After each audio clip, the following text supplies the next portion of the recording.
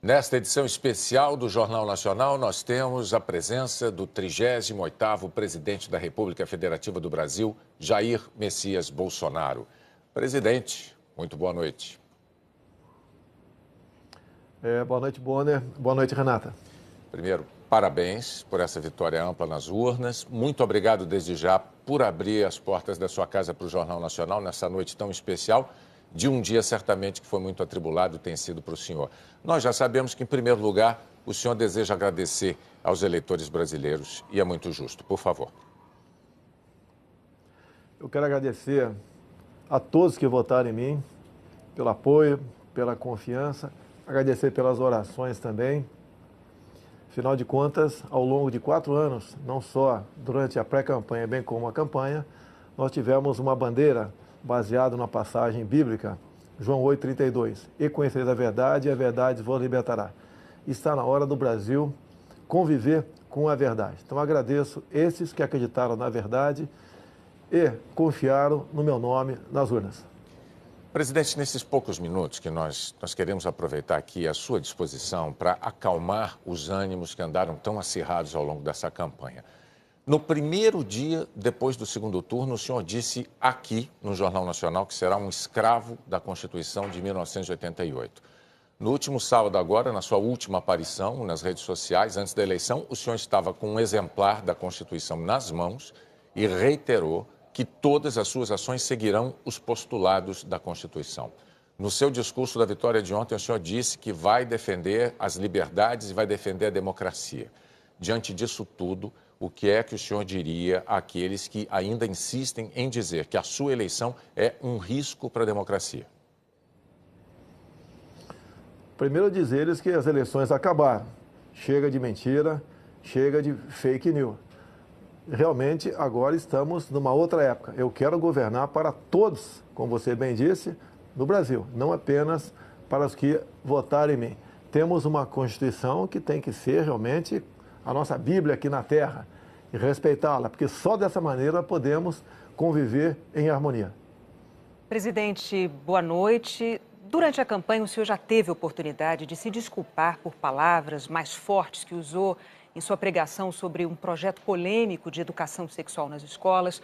O senhor chegou até a pedir desculpas aqui no Jornal Nacional por ter se excedido no calor das discussões.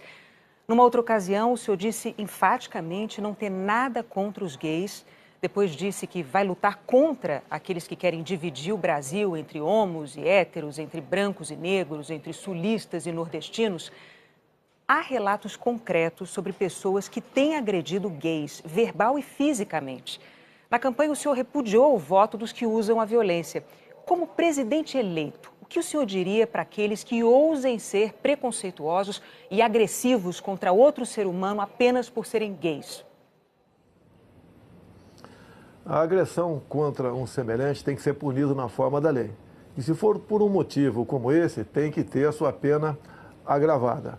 Agora, deixo bem claro, ganhei o rótulo por muito tempo de homofóbico. Na verdade, eu fui contra um kit feito pelo então ministro da Educação, Haddad, em 2009 para 2010, onde chegaria nas escolas um conjunto de livros, cartazes e filmes, onde passariam crianças se acariciando e meninos se beijando. Não poderia concordar com isso. E a forma como eu ataquei essa questão é que foi um tanto quanto agressiva, porque eu achava até que aquele momento merecia isso. Bem, tivemos em parte sucesso, porque no ano seguinte a própria presidente Dilma Rousseff, depois de ouvir as bancadas evangélica e católica, resolveu recolher esse material, mas o rótulo ficou em cima de mim. E deixo bem claro que isso tudo aconteceu por ocasião, acredite, do 9º Seminário LGBT Infantil na Comissão de Direitos Humanos da Câmara, onde presente estava o então secretário de alfabetização do MEC, André Lázaro.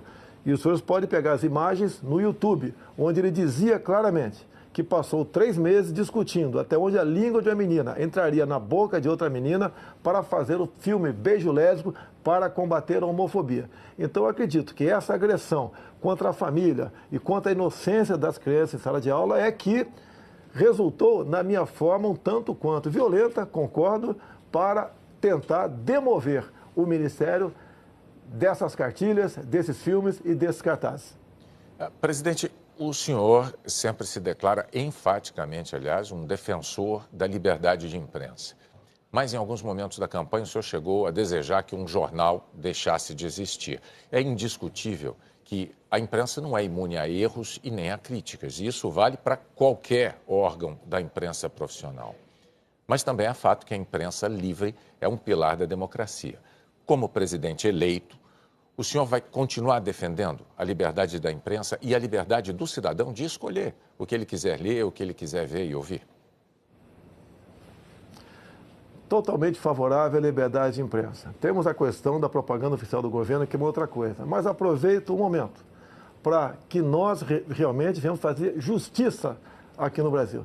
Tem uma senhora de nome Valderice, minha funcionária, que trabalhava na Vila História de Mambucaba e tinha uma lojinha de açaí. O jornal Folha de São Paulo foi lá nesse dia 10 de janeiro e fez uma matéria e a rotulou de forma injusta como fantasma. É uma senhora, mulher, e negra e pobre. Só que nesse dia 10 de janeiro, segundo o boletim administrativo da Câmara, de 19 de dezembro, ela estava de férias. Então, ações como essa, por parte de uma imprensa, que mesmo te mostrando a injustiça que cometeu com uma senhora ao não voltar atrás, logicamente que eu não posso considerar essa imprensa digna. Não quero que ela acabe, mas, no que depender de mim, na propaganda oficial do governo, imprensa que se comportar dessa maneira, mentindo descaradamente, não terá apoio do governo federal. Então o senhor não quer que este jornal acabe. O senhor está deixando isso claro agora. Por si só, esse jornal se acabou, não tem prestígio mais nenhum. Quase todas as fake news que se voltaram contra mim partiram da Folha de São Paulo, inclusive a última matéria, onde eu teria contratado empresas fora do Brasil via empresários aqui para espalhar mentiras sobre o PT. Uma grande mentira, mais um fake news do jornal Folha de São Paulo, lamentavelmente. Presidente, me permita, como editor-chefe do Jornal Nacional, eu tenho um testemunho a fazer. Às vezes, eu mesmo achei que críticas que o jornal Folha de São Paulo tenha feito ao Jornal Nacional me pareceram injustas.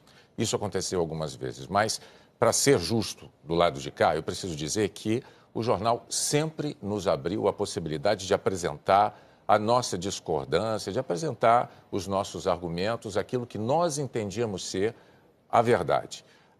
A Folha é um jornal sério, é um jornal que cumpre um papel importantíssimo na democracia brasileira, é um papel que a imprensa profissional brasileira desempenha e a Folha faz parte desse grupo da imprensa profissional brasileira. Mas a gente pode seguir adiante com a próxima pergunta da Renata. Sim, presidente, no discurso em que o senhor fez essa mesma afirmação sobre a imprensa, o senhor disse que os marginais vermelhos serão banidos da nossa pátria. O que o senhor quis dizer com isso?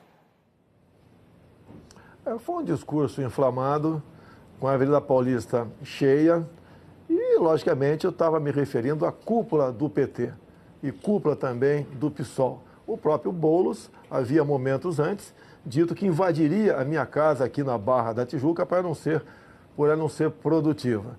Vimos o candidato do PT derrotado, em vídeo também dizendo que a crise no Brasil só acabaria quando Lula fosse eleito presidente. Então foi um momento de desabafo, é um discurso acalorado, mas não ofendia a honra de ninguém. O que eu quero dizer com aquilo? No Brasil, de Jair Bolsonaro, quem desrespeitar a lei sentirá o peso da mesma contra a sua pessoa.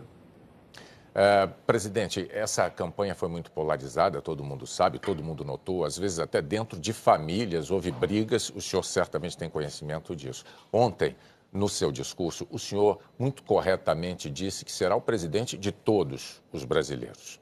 Para conseguir o seu objetivo de conciliação nacional, respeitadas as diferenças de ideias, o que é que o senhor poderia dizer agora, nesse momento aqui no JN, para os que não votaram no senhor?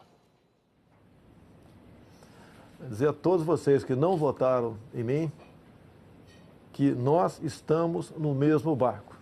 Se o Brasil não sair dessa crise ética, moral e econômica, todos nós sofreremos as consequências do que se aproxima no futuro. Nós queremos junto com vocês. Afinal de contas, nós temos tudo tudo para sermos uma grande nação.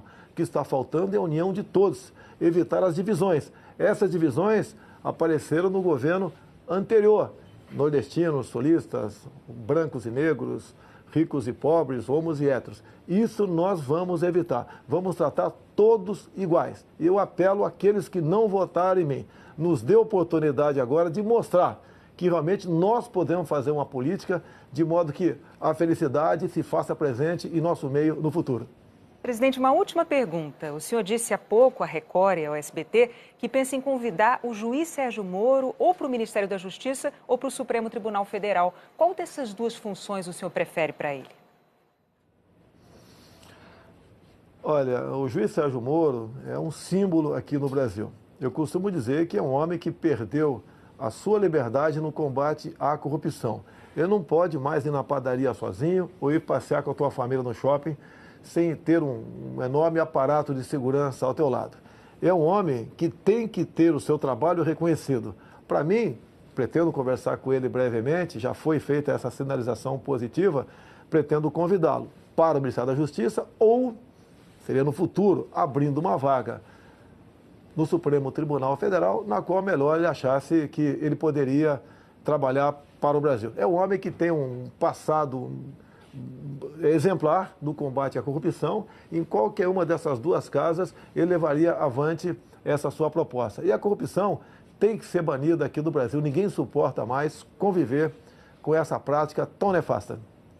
Presidente Jair Messias Bolsonaro, mais uma vez, nossos parabéns pelo seu desempenho nas urnas, pelos votos que o levaram ao Palácio do Planalto. Muito obrigado por dedicar esse tempo aos eleitores brasileiros, usando o Jornal Nacional para isso. E nós agradecemos, não apenas em nome do JN, mas em nome de todos os eleitores. E em nome de todos os eleitores, pode acreditar, desejamos ao senhor um excelente governo. O Brasil precisa disso. Parabéns mais uma vez e boa noite. Bom, Renata, boa noite e muito obrigado pela oportunidade.